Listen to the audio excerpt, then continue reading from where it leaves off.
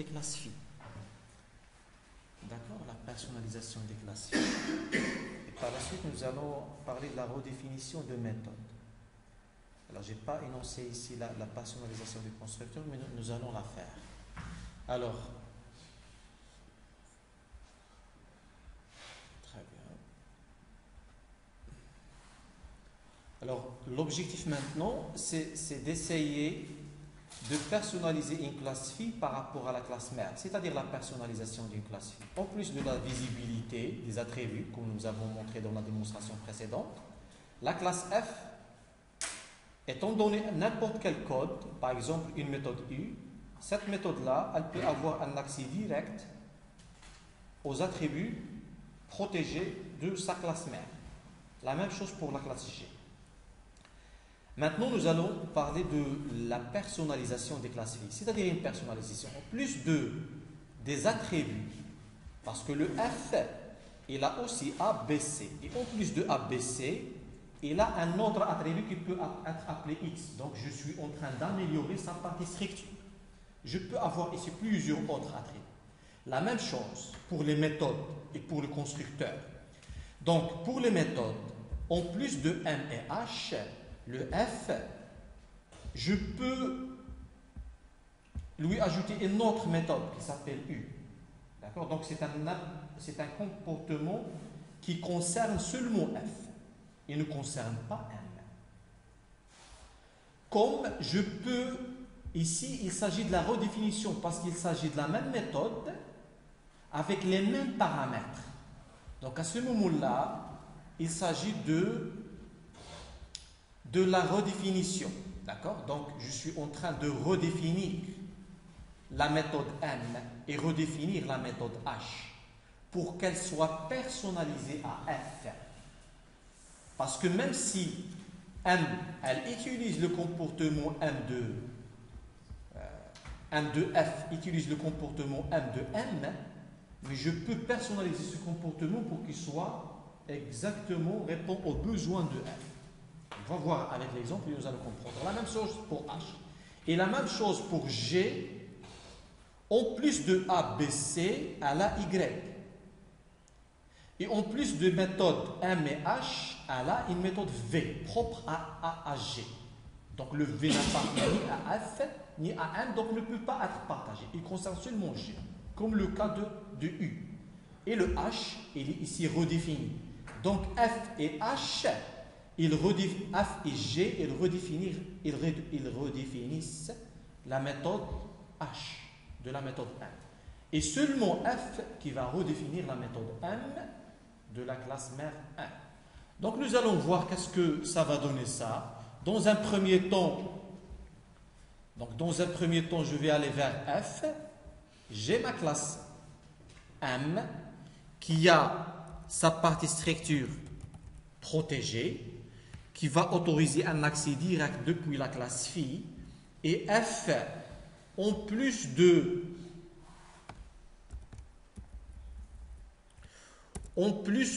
A, B et C, elle a un autre attribut que je peux l'utiliser privé. Un autre attribut, c'est quoi l'attribut ici? C'est X. D'accord? Donc, je vais définir cet attribut-là de type entier, mais concerne seulement F. Donc, je vais aller dans F et je vais mettre ici X. D'accord? Et par la suite, je vais personnaliser encore F en ajoutant une méthode U qui va initialiser peut-être ou bien changer X. Donc, je peux mettre ici une méthode publique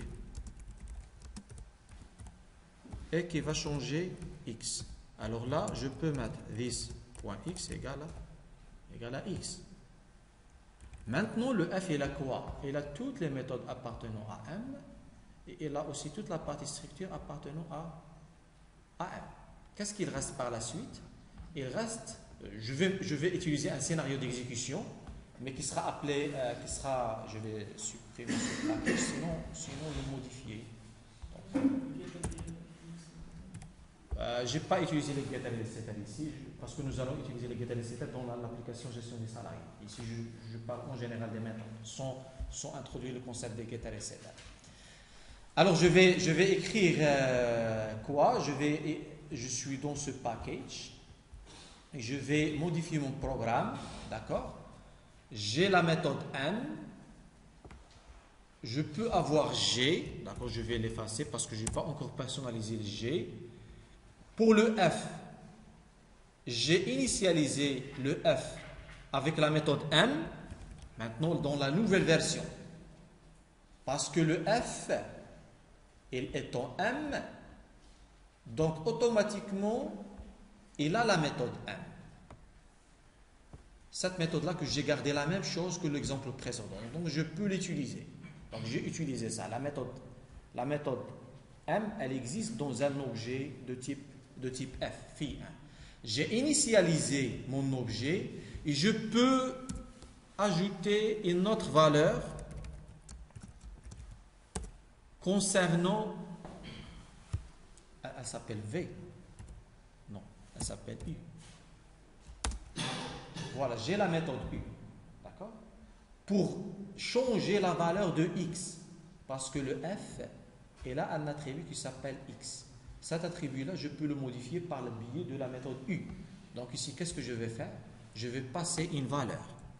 Donc maintenant, phi 1, l'objet phi 1, quelles sont les valeurs qu'il a? Il a 11 pour A, il a un texte pour B, il a 9,99 pour C et il a 3 pour X. Maintenant, qu'est-ce que j'ai fait? J'ai personnalisé. En plus des choses qui appartiennent à la classe mère, maintenant l'objet phi 1, il a ses propres choses. Ces choses-là, j'ai deux choses. J'ai X et j'ai aussi la méthode U. D'accord? Donc, je peux utiliser la méthode U pour changer X. Et voilà. Maintenant, je vais afficher. Le H, c'est toujours le même H. Je n'ai pas redéfini ici H. J'ai toujours le même H que la classe mère. Donc, je vais utiliser ce H-là. D'accord? Donc, si je vais afficher, qu'est-ce que je vais afficher? Je vais écrire détail, étoile, étoile, A égale à 11.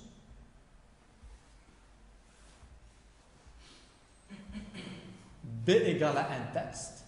C égale 9,99. Et point à la ligne.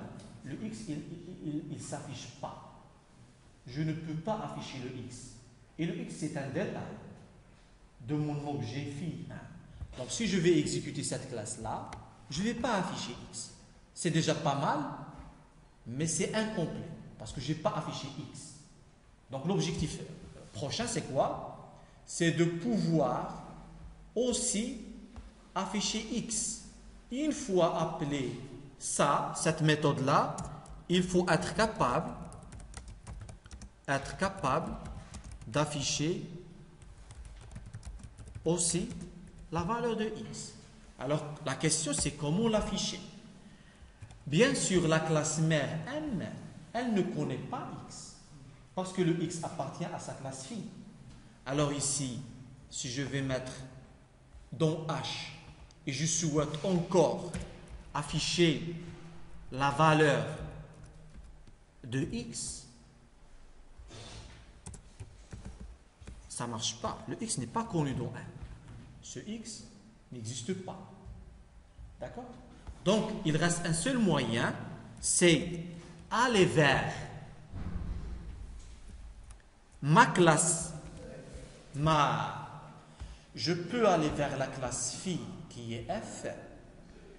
J'ai deux choix. Le premier choix, je peux mettre ma propre méthode H2, c'est une autre méthode H2. D'accord? C'est une autre méthode. Et je peux utiliser le même traitement de celui qui existe dans H de la classe mère. Qu'est-ce que je vais faire? Ici, est-ce que F a accès à X? Oui. Pourquoi? Parce que X, c'est un attribut appartenant à F. Et pourquoi ici j'ai cette possibilité-là? Parce que j'ai une visibilité protégée.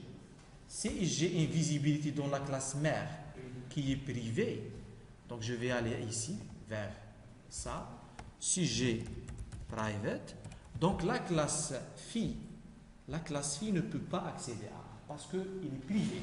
C'est pour cela il y a intérêt à définir dans la classe mère une visibilité protégée pour la partie structure pour autoriser un accès direct depuis les classes phi pour n'importe quelle utilisation, soit pour l'affichage ou bien pour la modification. Alors là, maintenant, si je vais aller vers la classe programme, je ne vais pas appeler H, mais tout simplement, je vais appeler H2. Si je réexécute, j'affiche en plus de ABC, je peux afficher aussi X. C'est déjà pas mal, mais c'est mauvais. Pourquoi? Parce que notre grand souci, c'est quoi?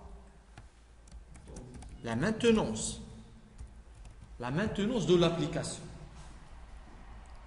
Alors, si je souhaite faire des modifications de la manière d'affichage, je vais modifier dans deux emplacements. Parce que j'ai deux emplacements pour afficher. J'ai dans H et j'ai dans H2. C'est pas bien. Donc, la question qui se pose ici, comment réutiliser le code de H. D'accord? Alors ici, il y a le concept de redéfinition.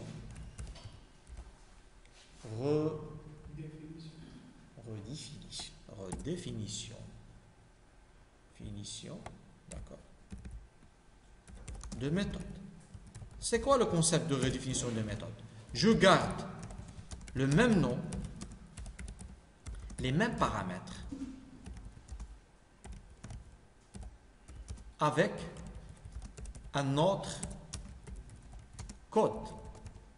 Et plus une chose très importante, d'accord? Réutilisation, parce que la redéfinition plus la réutilisation. La réutilisation du code, de la méthode appartenant. De toute façon, le français, c'est pas correct, je m'en fous, d'accord? Appartenant à la classe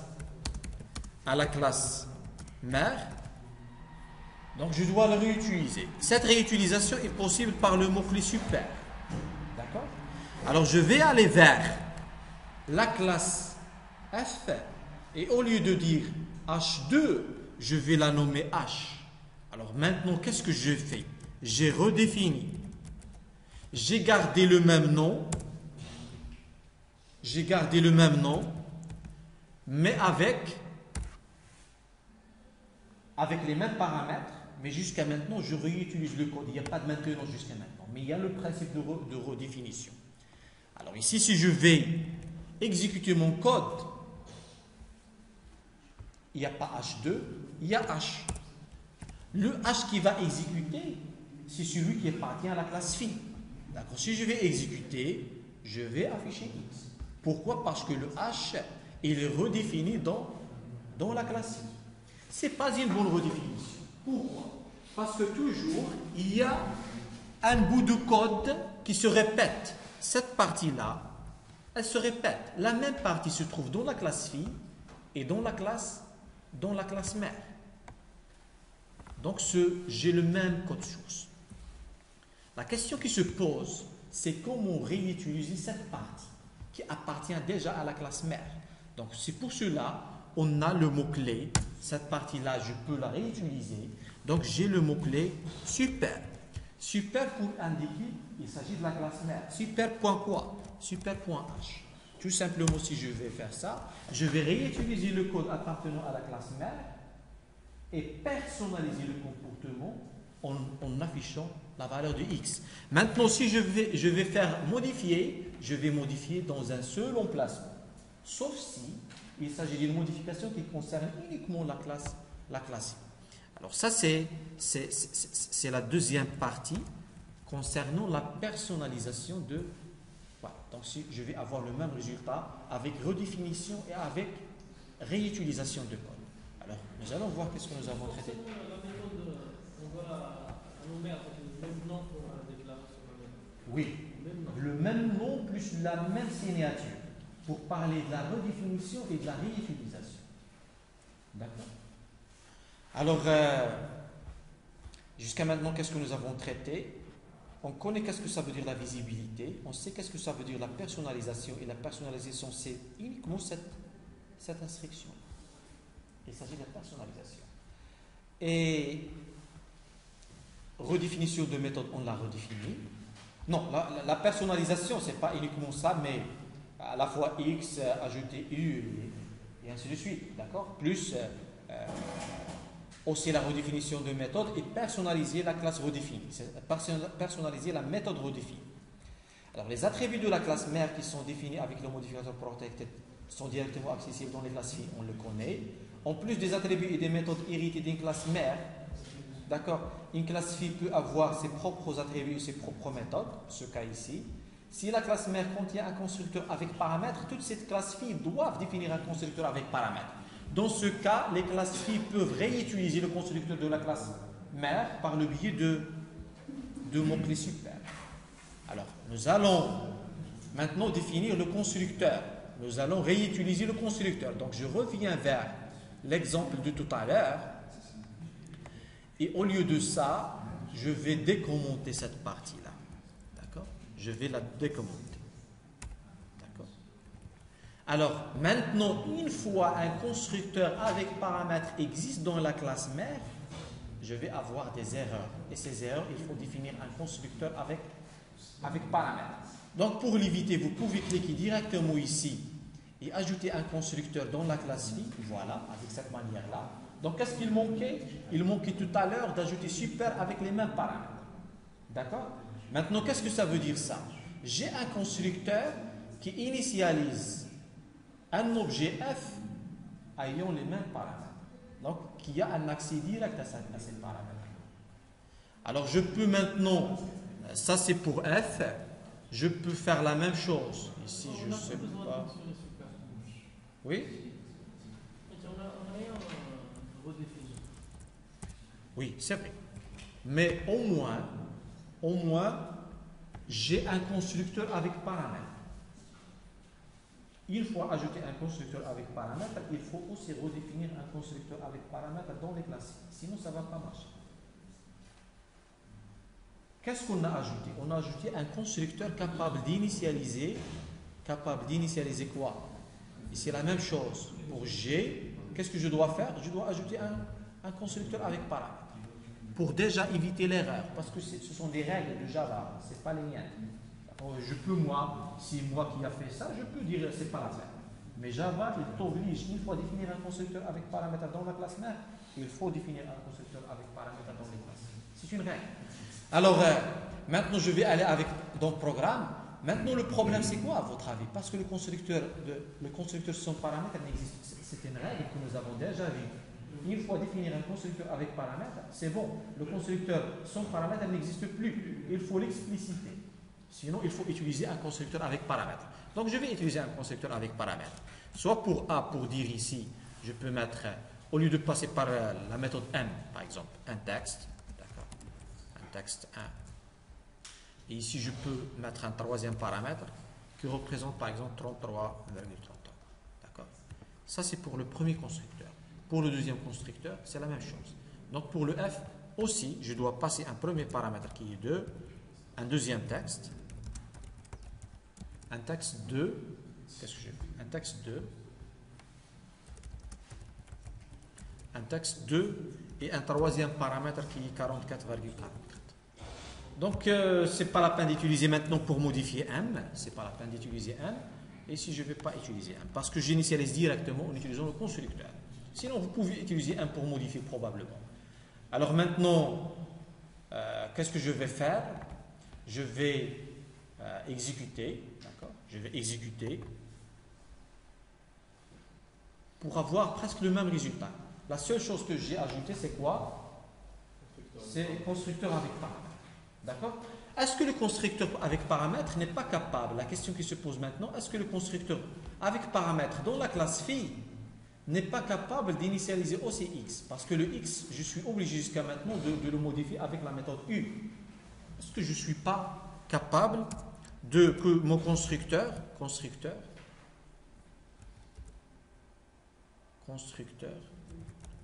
initialise aussi. x. Alors je peux ajouter ici x, c'est un entier, int x, d'accord? Mais dans super, je ne peux pas mettre ici x. Pourquoi? Parce que ce constructeur-là, il appartient à la classe mère. Donc il n'y a pas de x. Alors comment faire? Je peux faire ça. Et par la suite, tu peux mettre, parce que ça c'est un paramètre qui concerne uniquement la classe phi. Donc je peux faire ça. D'accord? Et la même chose pour, donc j'ai ça. Maintenant j'ai un problème, parce qu'ici il faut passer 4 paramètres. D'accord? Et aussi pour G c'est la même chose.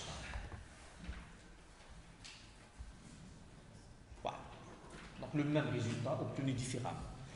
Jusqu'à maintenant, qu'est-ce que nous avons fait? Nous avons montré comment, qu'est-ce que ça veut dire la visibilité, la personnalisation des classes phi, la redéfinition de méthode et aussi la redéfinition des constructeurs. Vous voyez la redéfinition du constructeur qui doit être redéfini à la fois dans G et à la fois dans F. On a fait le traitement relatif à F. Vous allez par la suite faire le traitement relatif à G. Alors, qu'est-ce qu'il reste par la suite? Maintenant, nous avons parlé en général. D'accord? Alors maintenant, nous allons reprendre notre application de gestion des salariés pour utiliser les techniques d'héritage, mais en personnalisant les classes phi. C'est-à-dire le technicien et les ingénieurs, en plus de salaire net, nom, prénom et ainsi de suite, ils peuvent avoir autre chose. D'accord? On va voir dans la prochaine démonstration qu'est-ce que ça veut dire. Alors là...